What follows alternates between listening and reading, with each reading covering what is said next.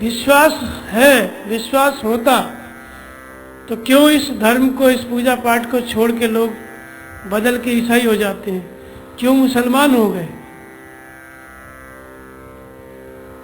जो ईसा को मानते हैं वही लोग कभी गणेश को, दुर्गा को मानते थे, आज नहीं मानते हैं। क्या बदल गया, क्या हो गया, क्यों ऐसा हुआ? क्योंकि वो धर्म को नहीं जानते थे।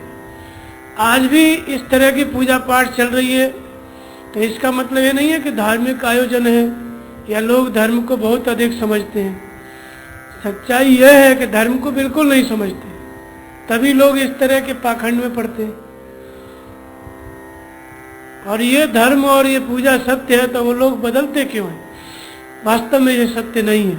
लेकिन जब हम सत्य को नहीं जानते तो सत्य के नाम पर जो भी मानते हैं वही सत्य है। जब व्यक्ति गीता को नहीं पढ़ रहा है, नहीं समझ रहा है, उसे ये विश्वास नहीं है कि ईश्वर हमारे अंदर है, तो फिर जो बताता है वही ईश्वर है। और क्या है, उसके पास कोई उपाय नहीं है। तो गीता पढ़ना नहीं, समझना नहीं, तो फिर इस तरह की भ्रांतियां फैलना निश्चित है और लोग अपना धर्म बदलेंगे, क्योंकि धर्म को नहीं जानते। तो इसलिए पूजा पाठ फैल गए सब। यदि धर्मशास्त्र का अध्ययन हो, प्रत्येक व्यक्ति करे, समझे और गीता के अनुसार आचरण करे, तो कोई भी व्यक्ति पैसा दे करके उसका धर्म नहीं बदल सकता। क्योंकि गीता समझने वाला व्यक्ति ये जानता है कि धर्म अपरिवर्तनशील है, आत्मा अपरिवर्तनशील है, शाश्वत है, सनातन है, और वही हमारा धर्म है। जब हमारा धर्म अविनाशी है, अपरिवर्तनशील है, तो वो पैसा लेके कैसे बदल सकता है? जब व्यक्ति इस बात को समझ ले कि धर्म अपरिवर्तनशील है, तो पैसा भी ले लेगा तो भी चेंज नहीं होगा, बदलेगा नहीं, क्योंकि बदलने वाली कोई बात ही नहीं। इसलिए गीता के द्वारा मनुष्य जो है शाश्वत सनातन धर्म से जुड़ता है। और गीता न पढ़ के, न समझ के जो पूजा पाठ चल रहे हैं, परंपरागत पूजाएं हैं, देवी देवता भूत प्रेत, इनसे व्यक्ति भटका हुआ है और भटकता रहेगा जब तक वो गीता से नहीं जुड़ेगा। कोई भी पूजा हिंदू को सुरक्षित नहीं कर सकती बिना ईश्वर के। तो सबकी पूजा करते हैं, भगवान की नहीं करते। इसीलिए निरंतर हिंदू घटता जा रहा है, उसका धर्म परिवर्तन होता जा रहा है। जिसको वो धर्म मानता है वो धर्म है ही नहीं, इसलिए बदल जाता है। और जो धर्म है उसको मानता नहीं है। जो धर्म है, शाश्वत सत्य है, वहां उसकी श्रद्धा नहीं है। और जो शाश्वत सत्य नहीं है, जो नश्वर है, उसमें उसकी श्रद्धा है, उसी को मानता है, पूजता है। इसलिए जो नश्वर है वो बदल जाता है, पैसे से बदल जाता है। तो ये बहुत कड़वा सच है। इसको बोलने पर लोगों को ये लगता है कि ये तो धर्म के विरोधी हैं। कोई भी इस बात को बोले तो सच्चाई ये है कि जो धर्म के नाम पर परंपराएं प्रचलित हैं, इन्हीं से हिंदुओं की संख्या निरंतर घट रही है। क्योंकि ये मनुष्य को भगवान से नहीं जोड़ रही है, ये पूजा पाठ परंपरा। मनुष्य इनसे जुड़ करके टूट रहा है, आपस में फूट है, उसी का लाभ उठा करके लोग अपना लालच दे करके बदल देते हैं। तो ये सब अनर्थ का कारण है गीता को न समझना। अब गणेश जी का जो चार पांच बातें बताई थी। पहली बात यह है कि तुलसीदास जी कहते हैं कि जो सुमिरत सिद्ध होए गणनायक करिबर बदन, जिसके स्मरण करने से सिद्धि हो जाती है। तो गणेश जी का स्मरण सभी करते हैं, अपना काम आरंभ करते हैं तो गणेश की पूजा करते हैं। बहुत सा लोगों का काम पूरा होता है और कितने काम चालू हुए पूरे नहीं हुए, और जिनका पूरा हो जाता है उनके अंदर भी दूसरा काम पैदा हो जाता है। ये हो गया, अब ये करेंगे। किसी भी कार्य की सिद्धि नहीं होती है। कार्य की सिद्धि का अर्थ है कि अब कुछ नहीं करना पड़े। सिद्धि का अर्थ होता है कि अब न कुछ करना है, न कुछ पाना है, न कुछ जानना है। ऐसी अवस्था आ जाए, उसका नाम सिद्धि है। तो गणेश जी का स्मरण सब करते हैं, लेकिन कार्य की सिद्धि किसी की नहीं होती।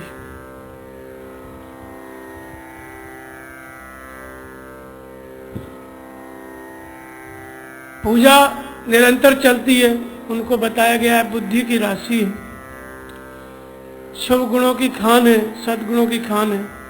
पूजा कर रहे हैं लोग, कितने लोग बुद्धि की राशि हुए, कितने लोग सद्गुणों की खान हुए। पूजा निरंतर हो रही है। और तुलसीदास जी ने आरंभ में ही गणेश जी की वंदना की है कि जो हाथी के मस्तक वाले हैं, बुद्धि की राशि है, सद्गुणों की खान है, ऐसे गणेश जी को मैं प्रणाम करता हूँ, जिनके स्मरण करने से सिद्धि प्राप्त होती है। तो जैसी बात बताई गई शास्त्रों में, वैसा देखने को नहीं मिलता है। अब हम देखेंगे कि वास्तव में गणेश जी क्या है और क्या इनकी पूजा का मतलब। कोई भी देवता हो, पहली बात तो जितने भी देवता हैं धरती पर प्रचलित, कभी वे थे तो किसी न किसी समय में मनुष्य शरीर में, आदमी के शरीर में ही थे। यदि गणेश जी को ऐसा माना जाए कि सही में गणेश जी थे, शंकर जी या पार्वती के पुत्र थे, ठीक है, लेकिन उनके अंदर ये गुण आया कहां से, ये पूजनीय होना कहां से आया? तो महिमा जास जान गणराऊ, प्रथम पूजियत नाम प्रभाव। पहले पूजे जाते हैं गणेश जी, किसके प्रभाव से? नाम के प्रभाव से। जप्यो पवन सुत पावन, नामू अपने बस कर राख्यो राम। नाम के प्रभाव से यह गुण उनके अंदर आया। जितने भी महापुरुष हुए जो देवताओं के रूप में हम पूजते हैं, कहीं न कहीं कभी न कभी इस धरती पे थे, और उनके अंदर भगवान कृष्ण कहते हैं कि जिस मनुष्य के अंदर देवी संपत्ति कार्य करती है वो देवता है, जिसके अंदर आश्रित संपत्ति कार्य करती है वो असुर है। देवी संपत्ति का अर्थ होता है देने की क्षमता, वरदान देने की क्षमता, आशीर्वाद देने की क्षमता, जो बोल दे वही हो जाए, ये देवी संपत्ति है। तो जिसके अंदर ऐसा गुण आ गया वो देवता हो गया, वो गणेश जी हो गया, हनुमान जी हो गया, देवी संपत्ति।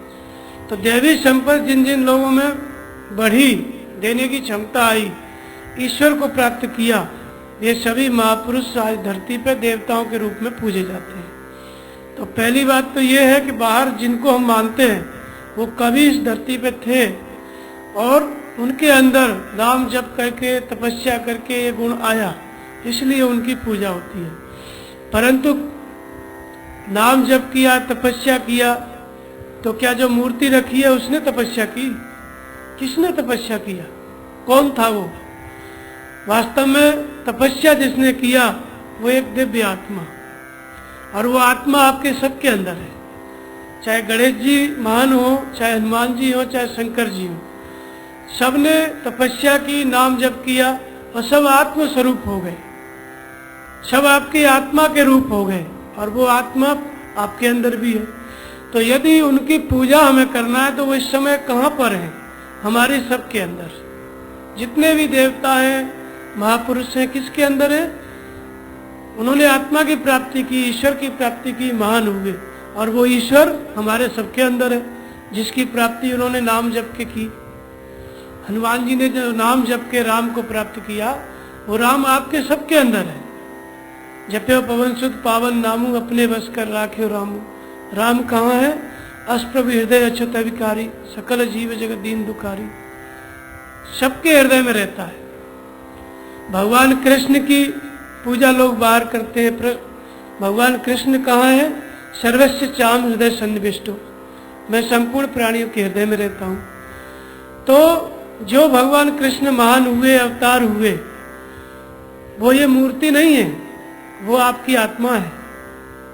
सर्वस्व चाम हृदय सन्निविष्टो, ये नहीं कहा कि मैं सभी मंदिरों में मूर्ति के रूप में रहता हूँ, ये कहा कि संपूर्ण प्राणियों में के हृदय में रहता हूँ। ईश्वर कहाँ रहता है? ईश्वर सर्वभूतानां हृदय से जन तिष्ठति। कृष्ण कहाँ रहते हैं? सर्वस्व चाम हृदय सन्निविष्टो। ऐसे ही गणेश जी, शंकर जी, सभी कहाँ रहते हैं? ईश्वर स्वरूप हुए, पूज्य नहीं हुए, तो वो ईश्वर आपके अंदर है, उसी ईश्वर के रूप में सब रहते हैं। तो देवता क्या है? आपके अंतःकरण में सद्गुण, देवी संपत्ति, उसका नाम देवता है। वो दैवी संपत्ति जिस व्यक्ति में बढ़ती है, सद्गुण, देने की क्षमता, एक ही बात है।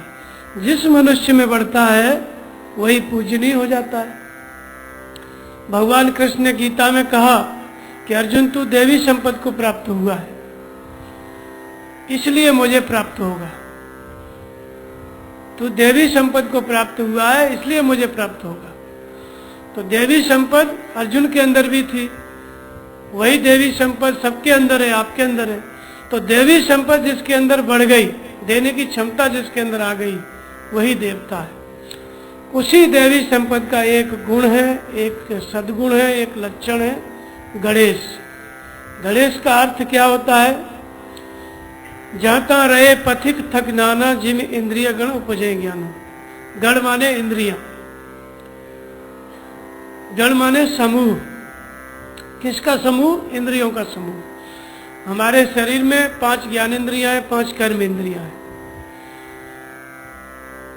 ये स्थिर हो जाती हैं कब? जब ज्ञान उत्पन्न हो जाता है। और ज्ञान उत्पन्न नहीं होता है तो ये चंचल रहती है। तो गण और ईश्वर, किसका ईश्वर? गणों का ईश्वर, अर्थात इंद्रियों का स्वामी, 10 इंद्रियों का मालिक। तो 10 इंद्रियों का मालिक कौन है? जितने भी लोग हैं इस धरती पे, करोड़ों लोग, सब ये 10 इंद्रियों के नौकर हैं, मालिक नहीं है। जो आंख ने देखा और फिर मन ने इच्छा की, उसकी पूर्ति के लिए हम चल देते हैं, शरीर चल देता है। तो हम मालिक नहीं है, नौकर है। मालिक कौन है?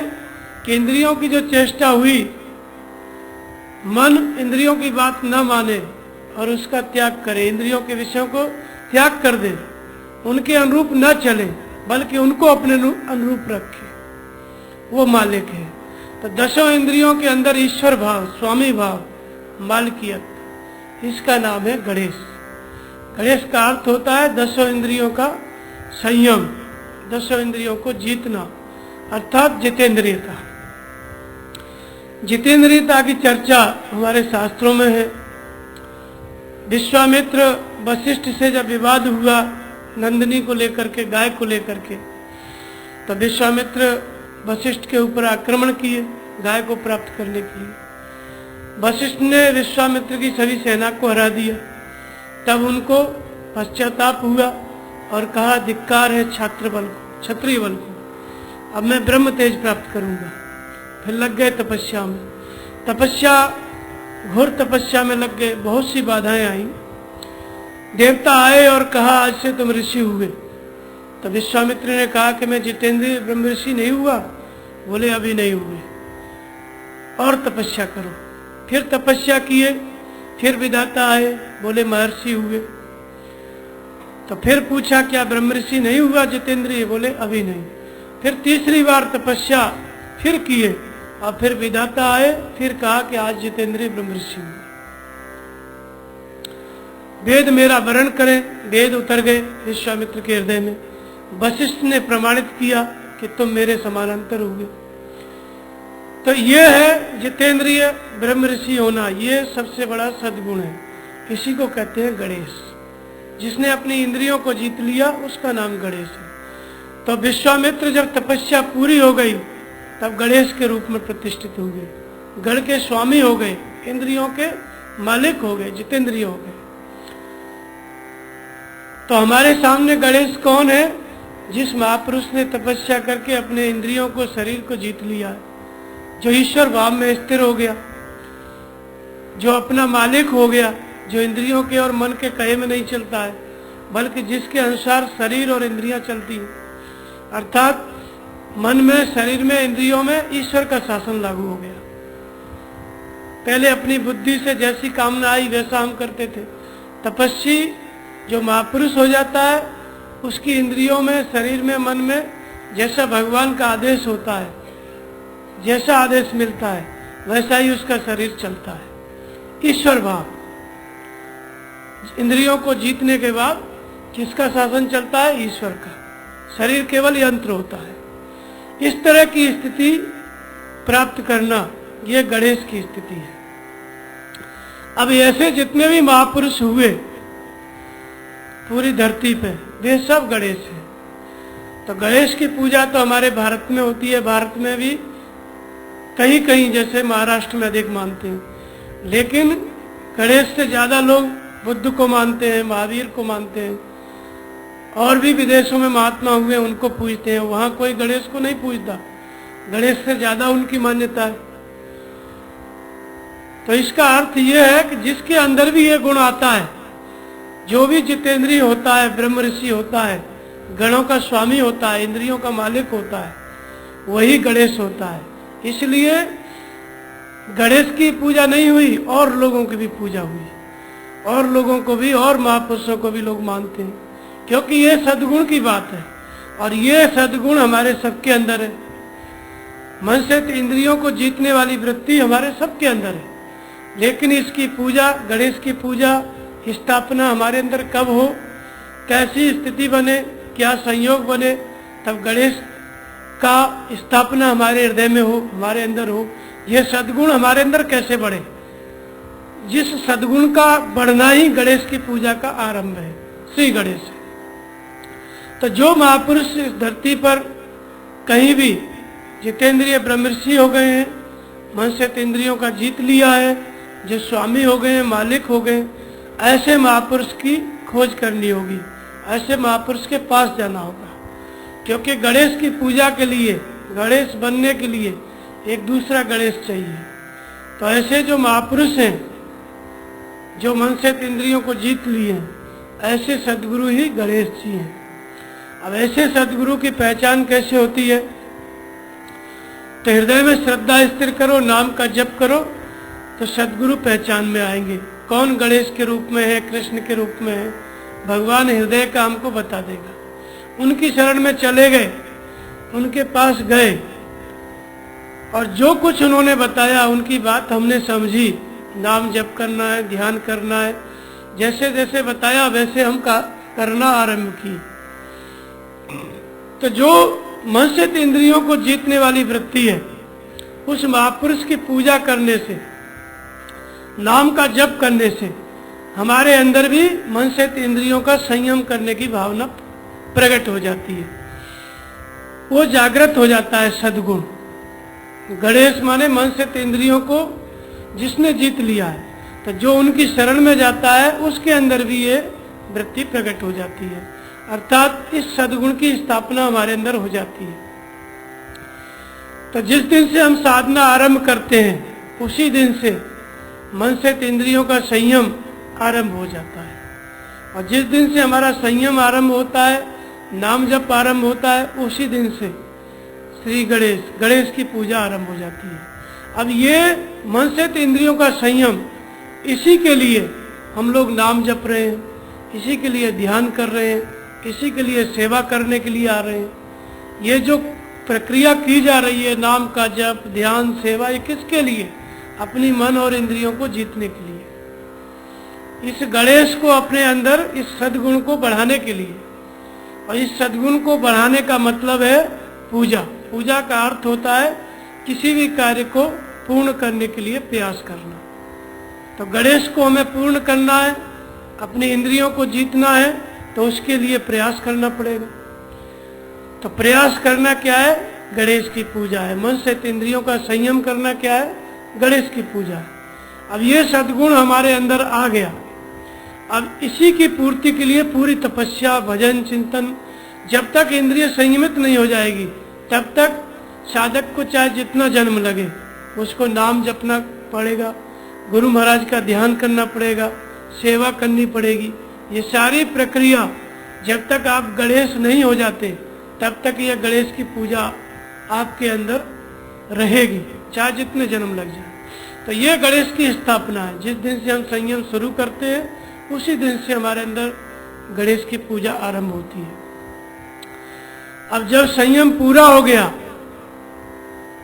मन से इंद्रियों को जीत लिया, तो वो व्यक्ति और साधक फिर गणेश हो गया। ऐसे महापुरुष के स्मरण करने से हमारे अंदर, ऐसे महापुरुष का स्मरण करने से कार्य की सिद्धि होती है। कौन से कार्य की सिद्धि होती है? यदि तत्वदर्शी महापुरुष जो जितेंद्रिय है, इसकी सेवा में हम जाते हैं ऐसे महापुरुष की, तो जो भी इच्छा लेके जाते हैं यदि हमारी श्रद्धा है तो हमारी इच्छाओं की पूर्ति होती है। पहले तो बाहरी कार्य की सिद्धि होती है। सबसे प्रमुख कार्य कौन सा है? यही मन से इंद्रियों का संयम। तो जब हम महापुरुष का स्मरण करते हैं, एक सिद्ध महापुरुष का पूजा करते हैं, तभी हमें भी वो सिद्धि प्राप्त होती है, हमारा भी कार्य सिद्ध होता है। हम साधना भजन कैसे आरंभ करते हैं? एक महापुरुष की पूजा के द्वारा, उसके स्मरण के द्वारा, नाम जप के द्वारा। कहाँ पे हमारा कार्य सिद्ध होता है? उन्हीं का नाम जपते जपते जब उन्हीं के जैसा स्वरूप हो जाता है। गणेश की तरह महापुरुष हैं, उनका स्मरण करते करते, पूजा करते करते जब साधक उन्हीं की तरह हो जाता है तो उसका कार्य सिद्ध हो जाता है। तो कार्य की सिद्धि कब होती है? जब हम गणेश जी का स्मरण करते हैं, अर्थात जितेंद्रिय महापुरुष का स्मरण करते हैं, और उनके स्मरण से ही हमारा कार्य, ईश्वर प्राप्ति का जो हमारा सपना है, संकल्प है, वो पूरा होता है। तो यही कार्य की सिद्धि वास्तव में सिद्धि है। दूसरे कामों की सिद्धि, अगर हमारी इच्छाएं पूरी भी हो गई तो नई इच्छा उत्पन्न हो जाती है। कभी भी कोई काम किसी का आज तक संसार में सिद्ध नहीं हुआ। चाहे किसी का भी पूजा करे, कोई काम पूरा नहीं हुआ। काम कब पूरा होता है? जब वो तपस्या भजन आरंभ करता है, तब उसके सारे काम सिद्ध होते हैं। तो भजन का आरंभ, इंद्रिय संयम का आरंभ यही गणेश जी का स्मरण है, और ऐसा करने से संपूर्ण कामों की सिद्धि हो जाती है। फिर उस पुरुष के लिए कोई काम शेष नहीं रह जाता। भगवान कृष्ण कहते हैं कि न मुझे कर्म करने से लाभ है, न छोड़ने से हानि है। ये स्थिति आ जाती है जिसका इंद्रिय संयम हो गया, जो ईश्वर को प्राप्त कर लिया, उस पुरुष के लिए फिर कोई भी कार्य करना शेष नहीं रह जाता, संपूर्ण कार्य समाप्त हो जाते हैं। यही वास्तव में संपूर्ण सिद्धि है। इसके बाद न कुछ पाना है न कुछ करना है। तो ये स्थिति कब आएगी? जब हम आरंभ करेंगे मन से इंद्रियों का संयम। जब आरंभ करेंगे तभी अंत भी होगा। तो आरंभ करना साधना का क्या है? गणेश जी की स्थापना। अंत क्या है? जब मन से इंद्रियों का संयम हो गया, तब अब किसका संयम करें? अंत हो गया। अब इंद्रिय संयम महापुरुष नहीं करते। वो जहाँ भी देखते हैं, जहाँ भी जाते हैं, चलते फिरते, उठते बैठते, उनकी इंद्रियां सदैव संयमित रहती हैं। कभी भी उनको, अब जैसे आरंभ करेगा साधक तो उसे संयम करना पड़ेगा, लेकिन जिसकी तपस्या पूरी हो गई उसे कौन सा संयम करना है? तो फिर गणेश जी का भी विसर्जन। जो इंद्रियों को, मन से इंद्रियों को महापुरुष ने जीता, वो सद्गुण आ गया, उसका भी त्याग हो गया। उसकी भी अब उसको आवश्यकता नहीं है। फिर उसकी आवश्यकता किसको है? जिसने अभी इंद्रियों को नहीं जीता है, उसको है। तो हम महापुरुष का स्मरण करते हैं क्योंकि हम लोग अभी जितेंद्रिय नहीं है। महापुरुष नहीं स्मरण करेंगे क्योंकि वो जितेंद्रिय हो गए, तो उन्होंने इसका त्याग कर दिया। ये सद्गुण की उनको आवश्यकता नहीं है, क्योंकि उनके पास परमात्मा की उनको प्राप्ति हो गई। अब किसी गुण की उनको आवश्यकता नहीं है। सारी साधना का त्याग कर देते हैं। न करने से लाभ है, न छोड़ने से हानि है। तो अब न उनको इंद्रिय संयम करना है, इसलिए इसका विसर्जन। तो पहले स्थापना, फिर विसर्जन। विसर्जन का अर्थ होता है जो गुण आपके अंदर आ गया, तब अब उसके लिए प्रयास करना बंद, उसका त्याग। जब तक नहीं आया है तब तक उसके लिए तपस्या, संयम, प्रयास। जब वो सद्गुण आ गया तो प्रयास बंद। फिर किसके लिए प्रयास करोगे? तो उसका भी त्याग हो जाता है।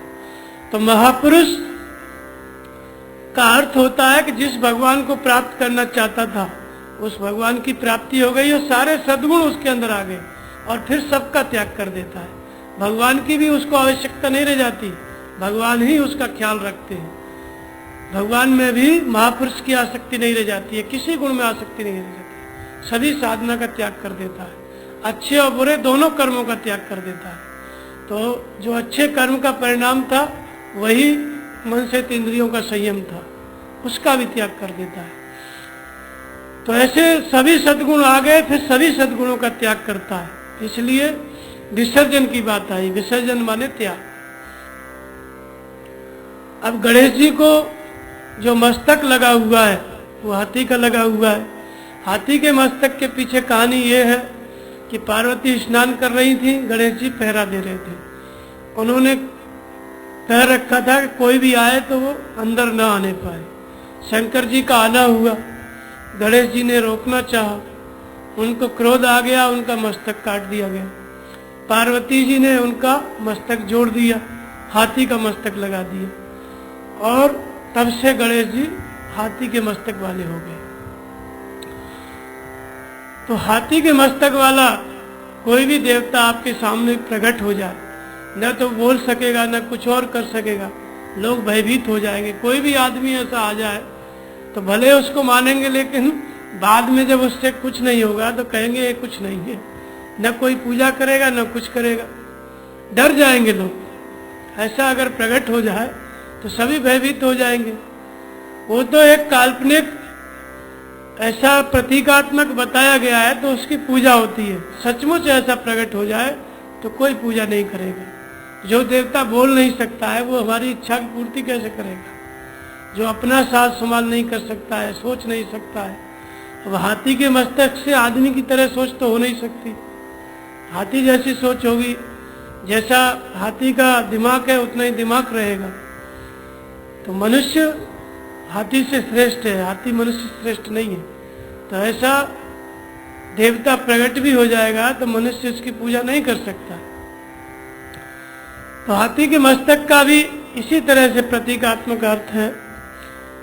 जब शंकर पार्वती का अर्थ होता है कि बंदे बोधमयम नित्यम गुरुम शंकर रूपेण। शंकर कौन है? सदगुरु। पार्वती क्या है? प्रेममयी वृत्ति। सदगुरु के उपदेश के अनुसार जो हम परमात्मा से प्रेम करते हैं, सदगुरु से प्रेम करते हैं, नाम जपते हैं, ध्यान करते हैं, ये जो भजन करने वाली वृत्ति है, ध्यान करने वाली वृत्ति है, इसी को पार्वती कहते हैं, प्रेममयी वृत्ति। प्रेम के साथ साधक भजन में लगता है, सदगुरु का स्मरण करते हुए, नाम जपते हुए चल रहा है, लेकिन जब तक उसके पास अपने विचार हैं, अपनी बुद्धि है, तब तक वो इंद्रियों का संयम नहीं कर सकता। हम अपनी बुद्धि से यदि संयम करते तो आज घर घर में सब जितेंद्रिय ब्रह्मर्षि हो जाते। अपने मन से अगर इंद्रियों को रोक सकता तो हर व्यक्ति जितेंद्रिय हो जाता। सभी चाहते हैं जितेंद्रिय हो जाए, लेकिन अपने मन से, अपने दिमाग से हम मन को, इंद्रियों को नहीं रोक सकते। तो फिर करना क्या है? अपने विचारों को, अपने मानसिकता को किसको दे देना है? सदगुरु को। अपने विचारों का त्याग कर दो और सदगुरु के विचारों को ग्रहण कर लो। जो सदगुरु बताते हैं, नाम जप ध्यान, उनके आदेश के अनुसार साधना करो, भजन करो, इंद्रिय संयम करो और अपने विचारों का त्याग कर दो। तो मस्तिष्क का अर्थ होता है विचार, विचार करने वाला केंद्र। तो हम जो अपनी बुद्धि से साधना भजन करते थे उसका हमने त्याग कर दिया और जो गुरु महाराज से उपदेश मिले, जो उनका आदेश मिला, उनको हमने ग्रहण कर लिया। लेकिन हाथी का मस्तक क्यों? हाथी क्या है? तो वास्तव में गुरु महाराज से क्या मिलता है हमको? महापुरुष से क्या मिलता है? उनसे हमारे अंदर ईश्वर प्राप्ति की इच्छा जागृत होती है। जब आप महापुरुष का दर्शन करते हैं तो आपके अंदर ये भावना प्रकट होती है कि हम भी ऐसे हो जाएं, हमारे पास भी इसी तरह से लोग आने लगे दर्शन करने, हमारा भी ऐसा स्वरूप हो जाए। ये हर व्यक्ति के अंदर देखते ही इच्छा होती है। ये क्यों होती है? क्योंकि ये ईश्वर प्राप्ति की कामना है। ये कामना कैसी है? उनके अंदर ये क्षमता कैसे आई? उन्होंने ईश्वर की प्राप्ति की, तब ऐसा सद्गुण आया कि लोग उनका दर्शन करते हैं, पूजा करते हैं। हमारे अंदर भी वो उनको देख के जागृत हो जाती है, ईश्वर प्राप्ति की इच्छा। तो सद्गुरु हमको क्या देता है? ईश्वर प्राप्ति का संकल्प देता है, ईश्वर प्राप्ति की कामना देता है। जो ईश्वर प्राप्ति की कामना है, यही हाथी का मस्तक है। हाथी कामना का प्रतीक है। कौन सी कामना? ईश्वर प्राप्ति की कामना। ईश्वर प्राप्ति की कामना को लेकर के उस कामना की पूर्ति में हम भजन करते हैं, इंद्रिय संयम करते हैं, सदगुरु के आदेश को, उपदेश को मानते हैं, अपने मस्तिष्क में धारण करते हैं। क्यों नाम जप रहे हैं? क्यों ध्यान कर रहे हैं? क्यों इंद्रिय संयम कर रहे हैं? क्योंकि हमको ईश्वर चाहिए, परमात्मा चाहिए, शांति चाहिए।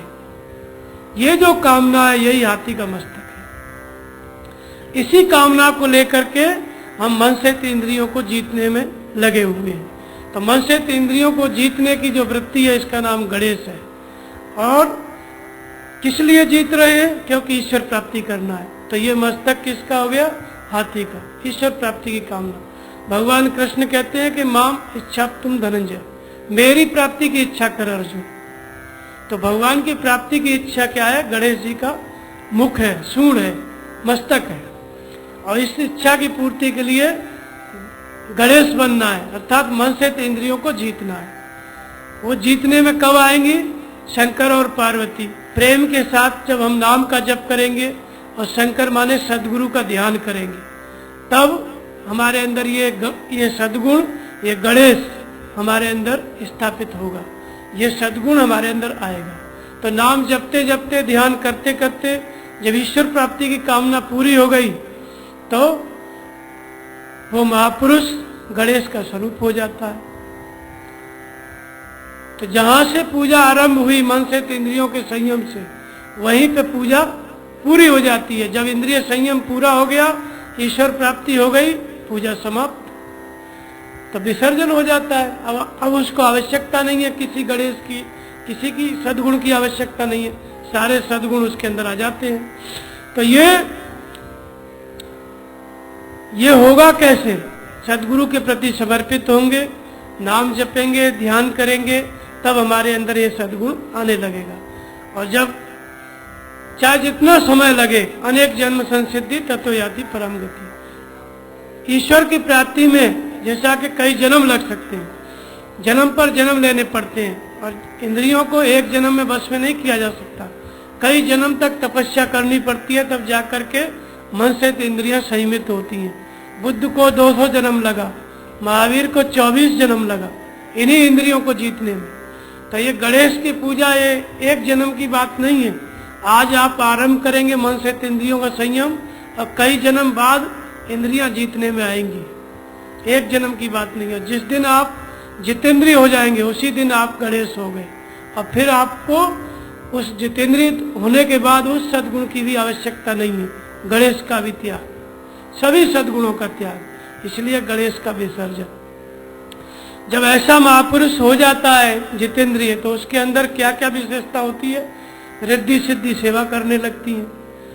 गीता में भगवान कृष्ण कहते हैं, रामायण में कहा है कि जिम सुख संपद विनय बुलाए, धर्मशील पर जाय सुहाए, जिम जल सरता जल निध में जाई, यद्यपि ताय कामना नहीं। जैसे समुद्र में नदियों का जो जल है बड़े वेग से आसपास के गांवों को डुबाते हुए, नष्ट करते हुए, फसलों को चौपट करते हुए हजारों नदियां समुद्र में गिरती हैं, लेकिन समुद्र के जल स्तर को न ऊपर घटा पाती हैं न नीचे। समुद्र का जल स्तर वही रहता है, 1 इंची का भी फर्क नहीं होता है। ऐसे ही महापुरुष को, जिसने मन से इंद्रियों को जीत लिया है, ऐसे महापुरुष को किसी प्रकार की कोई इच्छा नहीं होती, कुछ नहीं चाहिए, फिर भी दुनिया के सारे भोग उनकी तरफ आते हैं। अपनी अपनी कामनाओं को लेकर के हजारों लाखों लोग महापुरुष के पास जाते हैं और दुर्लभ से दुर्लभ वस्तु उनके चरणों में भेंट करते हैं। लाखों लोगों की श्रद्धा के अनुरूप उनके संपूर्ण भोगों को महापुरुष स्वीकार करता है, उनकी कामनाओं की पूर्ति करता है। लेकिन इसके लिए महापुरुष को एक एक व्यक्ति के बारे में अलग अलग सोचना नहीं पड़ता, वो व्यवस्था ऑटोमेटिक होती है। लोग आए, लाखों लोग आए, क्या चाहिए, क्या कैसी कामना है, उनके स्वरूप से स्वतः होता रहता है। तो उनके अंतःकरण की शांति भंग नहीं होती है, वो अपनी समाधि में स्थिर रहते हैं और ये प्रक्रिया उनके जीवन काल पर्यंत चलती रहती है। लाखों लोग आते हैं, जाते हैं, करोड़ों लोग, लेकिन उनके अंतःकरण को अशांत नहीं कर पाते। समुद्र की तरह सभी भोग उनके अंदर समा जाते हैं। कैसा भी व्यक्ति चला है, कुछ भी मांगे उसकी इच्छा की पूर्ति होगी या इच्छाओं का त्याग होगा, महापुरुष को चिंता नहीं करनी होती है, सब समाहित हो जाता है। तो दुनिया के सारे भोग महापुरुष की तरफ चलते हैं, जैसे नदियां चलती हैं समुद्र की तरफ, क्योंकि उसको इच्छा नहीं है, समुद्र को भी इच्छा नहीं है नदियों की मजबूरी है, बिना समुद्र के वो जल को कहीं इकट्ठा नहीं कर सकती, जाना ही पड़ेगा। ऐसे ही प्रत्येक व्यक्ति की मजबूरी है, महापुरुष के प्रति, ईश्वर के प्रति पहचान हो गई तो समर्पित होना ही पड़ेगा, चाहे कामनाओं का त्याग करने के लिए, चाहे कामनाओं की पूर्ति करने के लिए। तो सारे भोग आते हैं महापुरुष की तरफ, लेकिन उसके अंतःकरण को चलायमान नहीं कर पाते। यही बात गीता में बताई गई, अपूर्यमाणम अचलम प्रतिष्ठ समुद्र माप प्रविशंत यद्वत् तद्वत् कामयम प्रविशंत सर्वे स शांति मापनोति न काम काम। वो महापुरुष कैसे होते हैं? अर्जुन ने पूछा कि स्थित प्रज्ञ का क्या लक्षण है?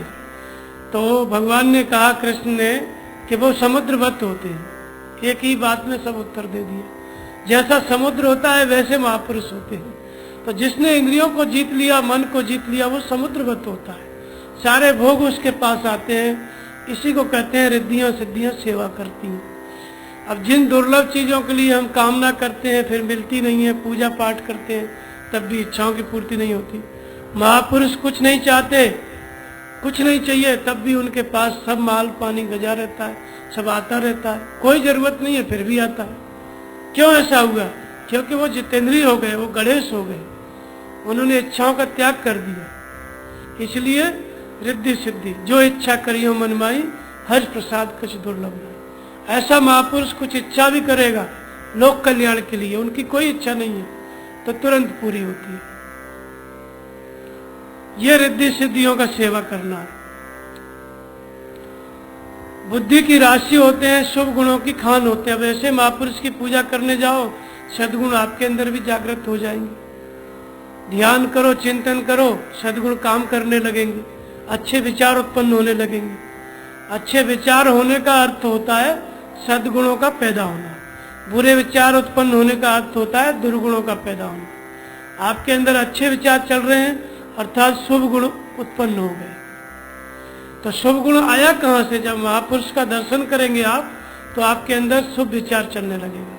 अर्थात जो शुभ गुण हैं, उनके देखने से, उनका दर्शन करने से आपके अंदर प्रकट हो गए। थे पहले से, लेकिन जब लाइट जलाना होता है तो स्विच दबाना पड़ता है, कनेक्शन देना पड़ता है। ऐसे ही हमारे सद्गुणों को प्रकट करने के लिए, जागृत करने के लिए, हमारे अंदर जो सद्गुणों की खान है उसको प्रकट करने के लिए ऐसा महापुरुष चाहिए जिसने अपने अंदर सद्गुणों को पैदा कर लिया है, जो सद्गुणों की खान हो चुके। ऐसे महापुरुषों का हम ध्यान करते हैं तो हमारे अंदर भी सद्गुण, शुभ गुण प्रकट हो जाते हैं। तो ये कौन है? ये गणेश हैं, जिसने इंद्रियों को जीत लिया है, जितेंद्रिय ब्रह्मर्षि हो गए। ऐसे महापुरुष का हम ध्यान करेंगे तो हमारे अंदर भी सद्गुण जागृत हो जाएंगे, वो सद्गुणों की खान है। तो इस तरह से ये गणेश जी की विशेषताएं हैं कि चूहे की सवारी करते हैं। चूहे की सवारी का अर्थ होता है कि जो महापुरुष होते हैं उनका चित्त सिमट करके छोटा हो जाता है, शांत हो जाता है। शांत चित्त क्या है? चूहा है, उसी पे सदैव आरूढ़ रहते हैं। अब जैसे आप नाम जपते हो, ध्यान करते हो, किसके लिए करते हो? चित्त को एकाग्र करने के लिए।